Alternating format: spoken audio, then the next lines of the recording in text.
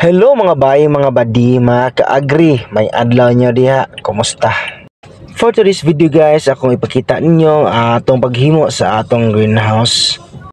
Ato ning gidadali og himo tungod kay ato mga seedlings sa atong bayabas nga gaba apple, pwede na nato ibaging. So dili na nato ibutang atong binaging mga seedling. Kay ubay-ubay na rabasad tag mga order sa ato ang mga bayabas, so atong paspasan gamay, so inyong makita na diha ato ang mga kauban nagbutang na og diring dapita naandam na nato na natay macro propagated nga lakatan nato nang gibutang gibalhin diha tungod kay natay order nga 50 ka buok. So sir, mao ni ang imong order nga ato ang lakatan nga macro propagated. So during dapita nga side nasa tay mulberry, si Sir Michael ga-order siya na kuani, so ato siyang gihimuan. Og diri dapita nasa siya gi-order nga bayabas, so ato siyang giunahan og butang.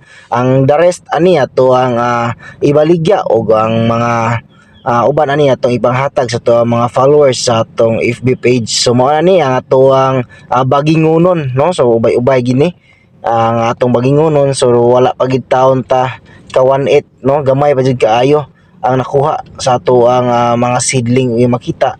Grabe kadaghan, siguro nani sa mga 1,000 plus or 2,000 siguro kabuok.